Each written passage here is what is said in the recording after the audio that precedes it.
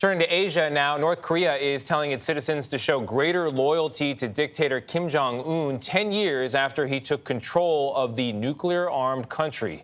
The grandson of North Korea's founder remains in office in spite of signs the country's economy and people are suffering.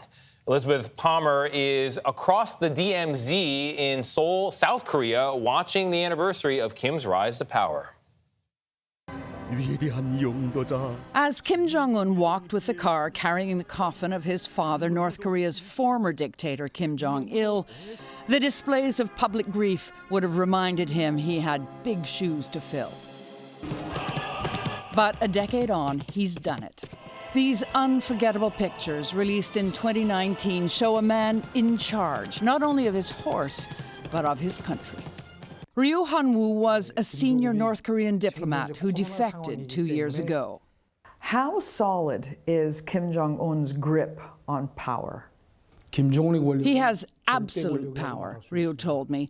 That's how he maintains the dictatorship. Kim Jong Un, as commander-in-chief of the armed forces, has amped up North Korea's weapons program. On his watch, the country has tested 4 nuclear warheads, and in 2017, a missile capable of reaching the United States. My friend. His meetings with President Trump in 2018 and 2019 failed to kickstart negotiations on denuclearization in return for sanctions relief. And at the Party Congress earlier this year, Kim Jong Un reiterated the U.S. remains North Korea's biggest enemy. But Kim's other enemy is the pandemic. He's sealed the country's borders against it, which means no trade and no aid, even donations of vaccine. They won't even receive the Chinese Sinovac or one of the Chinese vaccines? Apart from a lack of syringes, says Ryu, there's no reliable electricity to keep the vaccines cold. They'd be useless. Grand military spectacles mask North Korea's suffering.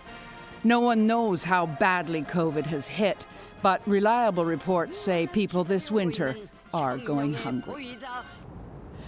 10 years in power have left Kim Jong Un isolated in one of the poorest countries on earth and armed to the teeth, but no closer to getting what he really wants, and that is relief from UN and US sanctions. For CBS Mornings, Elizabeth Palmer, Seoul.